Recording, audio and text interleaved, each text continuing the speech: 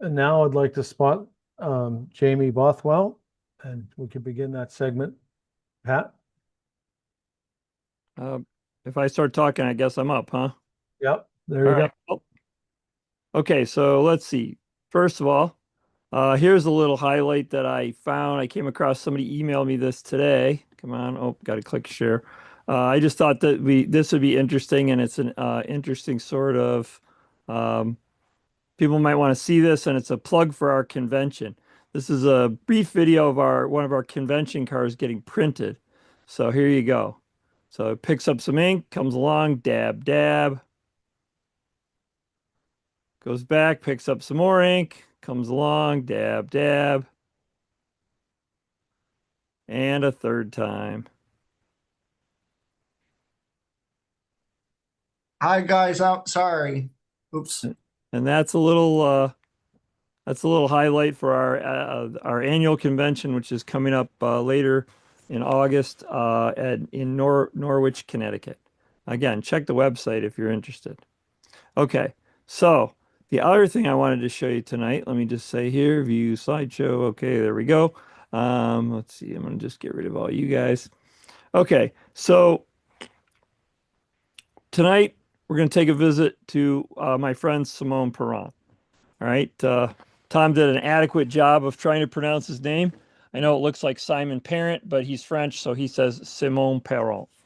So anyway, uh, Simone is a very talented modeler, lives in Montreal. I invited a few friends up to visit this first weekend in July. Here are some photos of his fantastic modeling. Okay, so this is an E10. This is kind of how I got to know Simone. A friend of mine purchased a company to produce S-scale detail parts and possibly some locomotives. And he was approached by Simone with this idea to build this Canadian National E10 260. So Simone was instrumental in designing this kit.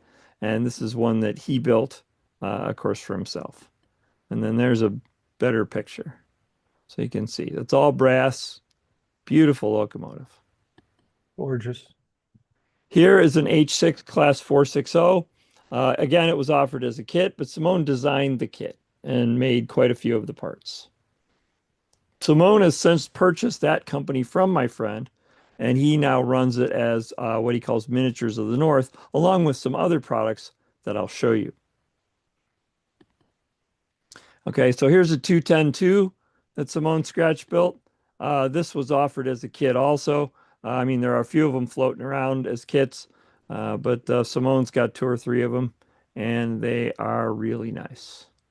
Again, you can see what level of detail he puts into his work there. This is a K3 Pacific kit. It was designed by my friend Andy Millette, but of course Simone built this one. I don't This one is designed to run on an American model Pacific chassis, but I think Simone's got his running on a different chassis. This is a Spec 486 boxcar from New York Central. Simone designed this at the bequest of somebody else in S-scale and then offered them as kits. And so they were sold out. He sold out quite a few of these. So I even have one of these myself that I built. I need to build. And I have another one that a friend of mine built and gave to me as a gift. So this is a Canadian National stock car. Built on the Fowler frame. These were the Canadian National started building Fowler cars in about 1912, and at some point they rebuilt some of them as box cars or stock cars. Excuse me, just a moment. My phone is ringing.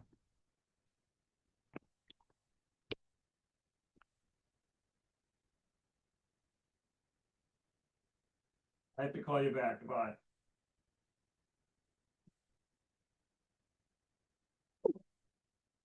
Okay, my daughter was on the phone there, and I had to tell her to call back in a bit. Okay, so this is a 8,000-gallon tank car. Simone made quite a few of these. I don't know that he ever, maybe this was offered as a kid. I don't remember. I didn't buy any tank cars, but he made several tank cars. He's got quite a few of them going on there. So there's a drop bottom gondola. Again, this was offered as a kit. So these are all come out of Miniatures of the North. Some of them are available in the United States through a company called Presize. So if you visit the Presize website, you can check out the stuff there. And you know, everything else he sells, but a lot of Simone's trucks. Simone built these cars, all, you know, everything from the trucks. He did not make the wheel sets, but he had those made. So Simone was unhappy with the available cows in S-scale, so he 3D printed his own. So these are some of Simone's cows. There's a close-up. There's a whole bunch of cows waiting to get into the stock car. They've been delivered by the truck, and now they're going to get into the stock car, which again is a Simone kit. So here's a bridge that I took a picture of, a couple pictures, again, just to show you the level of detail that he puts into his models. There's a close-up. You see the nut bolt washer castings on there. There's another close-up that shows you the kind of detail that he is adding. So absolutely fabulous work. That is a trolley body that he 3D printed for a customer. Fell down in New Orleans. Contract Simone to do some work. And that's going to be a trolley. So just to show you some of the tools that Simone uses, this is his laser cutter. This is his CNC mill, which he replaced virtually every part of or is working on it. These are all the parts that he bought to replace the parts in the CNC mill. You can't see the motor, but he did replace the motor too. He's already replaced the motor, and he's replacing all these sliders because they're not as stable as he wants. He wants them to be a little more, you know, not as much play in them is what I'm trying to see. So these are all the parts he bought to improve his CNC mill. He designed this vacuum system for all of his tools. So again, this is a belt sander. And then you can see this is the gate on the vacuum is closed here. And here the gate is open. And so when you open up the gate on the vacuum, then the vacuum pulls whatever you're sanding on the belt sander. And you can see a couple more. This, I guess, is a disc sander, and this is maybe another belt sander. I don't know. Anyway, virtually every tool in his shop is connected to this central vac, and they've all got these little gates on them that will open and close to allow that particular tool to be the dust to be vacuumed up from that particular tool. So quite interesting design. These are his two 3D printers. He 3D printed some barrels and gave out a few barrels to all the folks that came to visit him that weekend. That was our takeaway from Simone, was here, thank you for coming. Here's some barrels for you. So we all got some barrels. As you'll notice, those are printed in two colors so that he didn't paint them. They're just printed like that. So whatever's the light brown or the dark brown just got printed right on them just like that. So. And of course, everybody needs a hobby. Somebody said they like Santa Fe F units. So there you go. Here's your little eye candy for you, okay? These are S Helper F units, and Simone said he just always liked that paint scheme, so he bought a set of those. That was me. Yeah, that was you. I like them too, I'll tell you. That's quite a draw. I don't think there's anybody that hasn't modeled the Santa Fe for at least a little while. So this is a little bit of a surprise. This is not a Simone product. This is a product of he mostly prints in HO, but he said he could do some stuff in S-scale, and he's kind of interested in S-scale.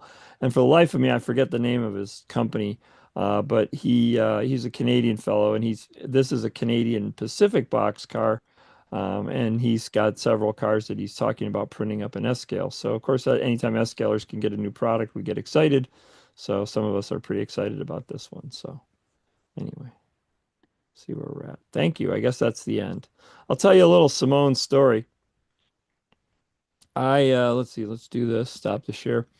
I was building one of Simone's kits, and so I put out a call to my other friends out there, you know, Canadians, and I said, hey, I can't make out from the pictures what I'm supposed to be doing with this piece of the underframe. Has anybody started their kit yet? And everybody that I knew, they all wrote back, nope, haven't started mine. Nope, haven't started mine. Nope, haven't started mine. Simone wrote back and said, I built 10 of them, but I finished them so long ago, I don't remember what I did. So He's quite a prolific builder, and you can see the level of the quality of his building is quite amazing. So I think those brass locomotives are just spectacular. I yes, mean, absolutely. they're just spectacular. Yeah, he can really build. So And they're kits, right? Are a lot of them still available? no, you would have to find those on the used market anymore. Some of them are getting pretty old. So yeah, they were all issued as kits at one time. I think I don't know if you're interested in a 210 I think I might be able to point you in the right direction. Maybe a 260, but the 10 wheelers were produced in a very very small number, and so they're pretty rare. So, but yeah, he really can build models. It's So just absolutely stunning modeling. Very, very interesting. And I mean, S scale is an interesting scale, isn't it? yes, it is. We attract some really high quality modelers because, you not you don't have to be a scratch builder, but it sure doesn't hurt. So Yeah.